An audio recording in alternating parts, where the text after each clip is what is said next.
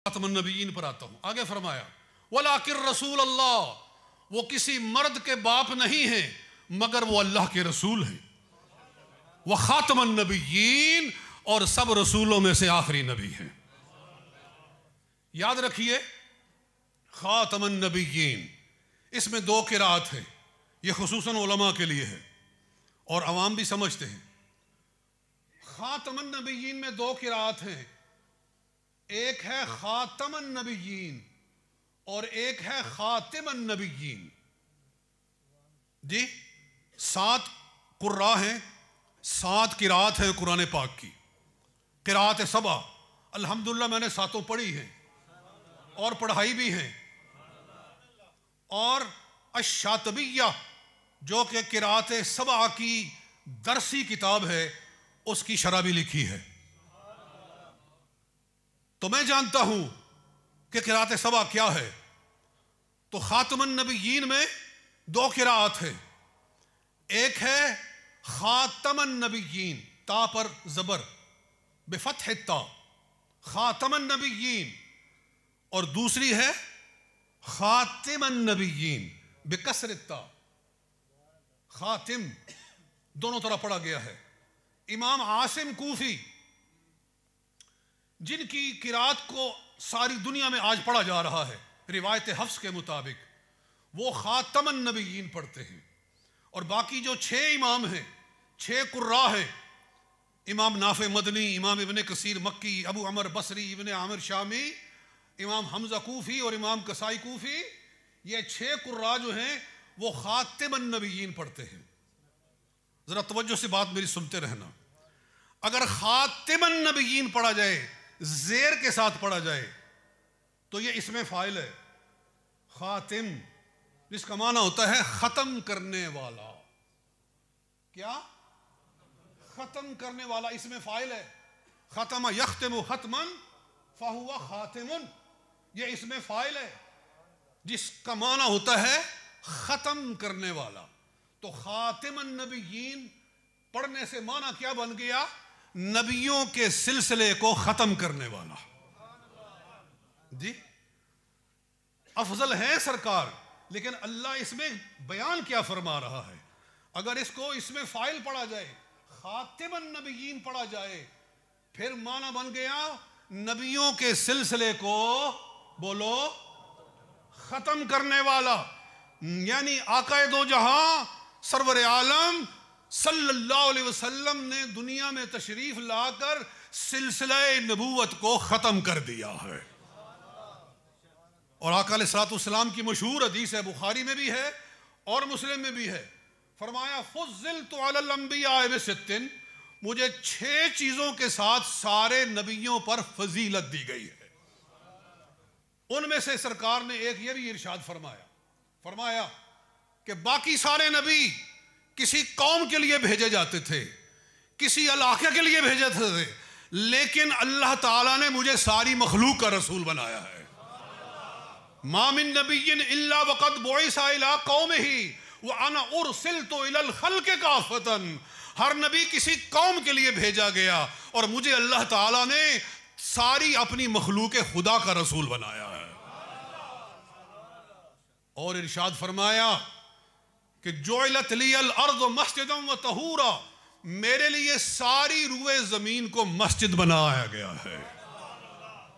یعنی پہلے لوگوں کو نماز پڑھنے کے لیے خاص جگہ پر جانا پڑتا تھا، لیکن میرے آنے سے اللہ تعالیٰ نے پوری روئے زمین کو مسجد بنا دیا ہے. جہاں نماز کا وقت آئے وہیں پڑھو، اللہ وہیں قبول فرمائے گا. تو پڑھنے والے ہر جگہ پڑھتے ہیں، پڑھنے والے بنو. اللہ تعالیٰ نے ساری زمین کو ہمارے لیے مسجد بنا دیا ہے. الحمدللہ اللہ تعالیٰ نے جب بھی جہاں بھی موقع دیا، ہم نے موٹر وے پر ہارڈ شولڈر پر بھی نماز پڑھی ہے. گاڑی خراب ہوگی، وہاں 2 نمازیں گزری، دونوں نمازیں ہارڈ شولڈر پر پڑھی. جی تو اللہ تعالیٰ نے کرم فرمایا اس امت پر، اپنے محبوب کی امت پر، کہ سرکار کی امت کے لیے ساری روئے زمین کو مسجد بنا دیا ہے. مسجد کا مطلب جائے سجدہ بنا دیا ہے. اور فرمایا وَطَہُورًا جُعِلَتْ لِيَ الْأَرْضُ مَسْجِدًا وَطَہُورًا، طہورن یہ صفت مشبہ ہے، معنی ہے پاک کرنے والی. طہورن کا معنی پاک کرنے والی. ساری روح زمین کو میرے لیے پاک کرنے والی بنایا گیا ہے. یعنی پانی نہ ملے تو زمین کے اوپر ہاتھ مار کے تیمم کرو، اس مٹی کے ذریعے اللہ تعالیٰ نے تمہارا وضو بھی پورا کر دیا ہے. یہ ساری نعمتیں اللہ تعالیٰ نے مصطفیٰ کریم کے صدقے عطا فرمائی ہے، صرف اسی امت کو عطا فرمائی ہے. یہاں بھی ایک اشارہ ختم نبوت ہے کہ دیکھیے سرکار فرما رہے ہیں پوری روئے زمین میرے لیے مسجد بنائی گئی ہے، پوری روئے زمین میرے لیے پاک کرنے والی بنائی گئی ہے. مطلب یہ ہے کہ اب ساری کائنات میں میرا ہی دین چل رہا ہے. جہاں جہاں تک زمین ہے وہاں وہاں تک میری ہی نبوت چل رہی ہے. تو سرکار کی نبوت کے ہوتے ہوئے کسی اور کی نبوت کی ضرورت ہے نہیں ہے.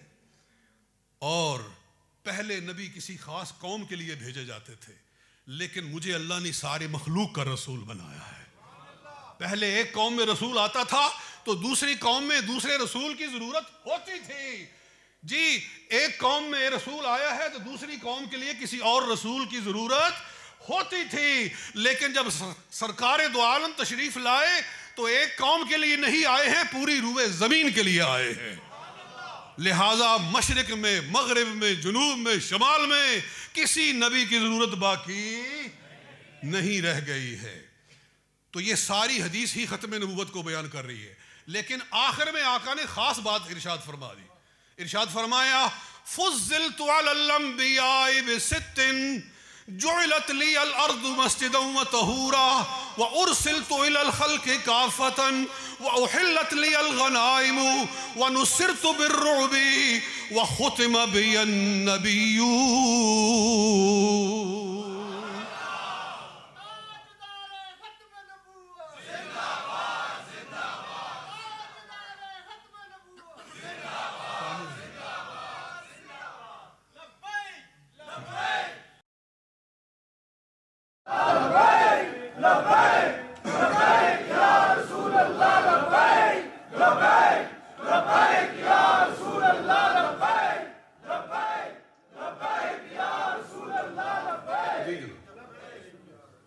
ماشاءاللہ.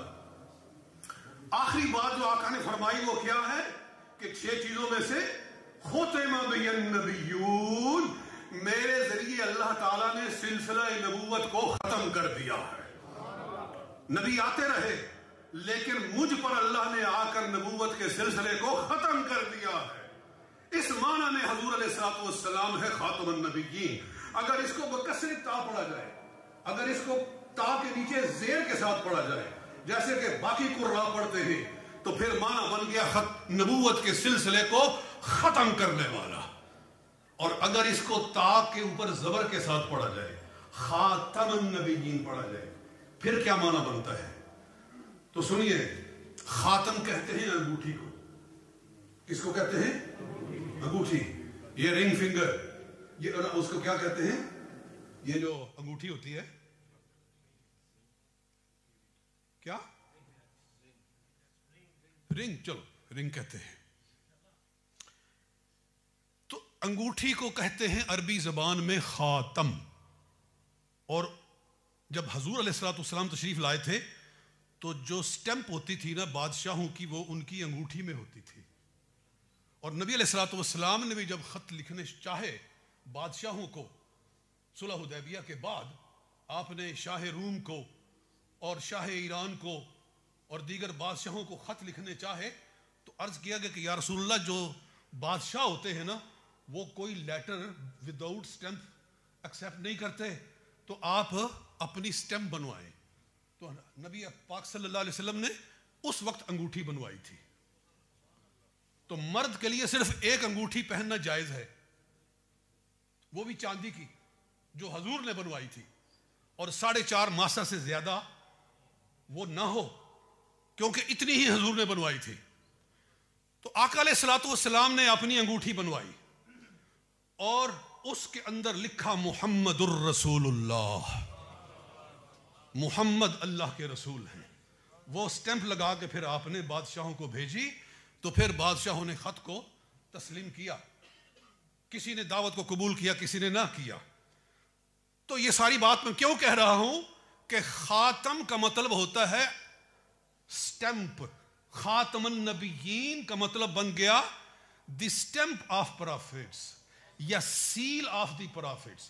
کیونکہ جو سٹیمپ ہے نا وہ یوں لگائی جاتی ہے. وہ جو انگوٹھی کے اندر مہر تھی، حضور علیہ الصلوۃ والسلام اپنی سٹیمپ یوں لگاتے تھے ایسے، تو مہر لگ گئی. تو گویا معنی بن گیا حضور علیہ الصلوۃ والسلام نبیوں کے لیے مہر ہے. کیا ہے؟ نبیوں کے لیے مہر ہیں. سٹیمپ لگا دی. خاتم النبیین، سیل ہیں پرافٹس کی، رسولوں کی. معنی یہ ہے کہ جب سٹیمپ لگ جاتی ہے، ایک مثال ہے، آپ ایک انویلوپ ہے، وہ کسی کو بھیج رہے ہیں، اس کے اندر آپ نے جو ڈالنا ہے ڈال دو. ڈال دیا، آپ اس کو پوسٹ آفس میں لے گئے، پوسٹ آفس والوں نے اس کے اوپر سٹیمپ کر دی. جی your letter has been now stamped. آپ کا لیٹر جو ہے، آپ کا your envelope has been stamped. Stamp لگ گئی ہے. اس کا مطلب ہے جب سٹیمپ لگ گئی، جب مہر لگ گئی، تو اب نہ اس میں سے کچھ نکالا جا سکتا ہے اور نہ اس میں کچھ ڈالا جا سکتا ہے. جب سٹیمپ لگ گئی تو اب نہ کوئی نکالا جائے گا نہ کچھ ڈالا جائے گا. تو اللہ تعالیٰ فرما رہا ہے خاتم النبیین محمد صلی اللہ علیہ وسلم نبیوں کے لیے سیل بن کر آئے ہیں. اب سلسلہ نبوت میں نہ کسی اور کو ڈالا جائے گا اور نہ اس میں سے کسی نبی کو نکالا جائے گا. نہ اب کوئی اور نبی آ سکتا ہے اور نہ کسی نبی کا انکار کیا جا سکتا ہے. اور قرآن سنیے اللہ تعالیٰ اس لفظ کو کس طرح بیان فرماتا ہے. رب العالمین نے ارشاد فرمایا ختم اللہ علی قلوبہم وعلی سمعہم وعلی ابصارہم غشاوۃ ولہم عذاب عظیم. ختم اللہ علی قلوبہم، اللہ نے ان کے دلوں پر مہر لگا دی ہے. یہ تو سارے لوگ پڑھتے ہیں نا، اللہ has stamped upon their hearts. اللہ نے ان کے دلوں پر مہر لگا دی ہے. مطلب یہ ہے کہ نہ کفر نکل سکتا ہے اور نہ ایمان اس کے اندر جا سکتا ہے. اسی معنی میں حضور علیہ الصلوۃ والسلام خاتم النبیین ہے کہ اب آپ تشریف لائے تو سلسلہ نبوت پر اللہ نے سٹیمپ لگا دی ہے. اب نہ کوئی نبی نکالا جائے گا اور نہ اس میں کوئی اور نبی ڈالا جائے گا.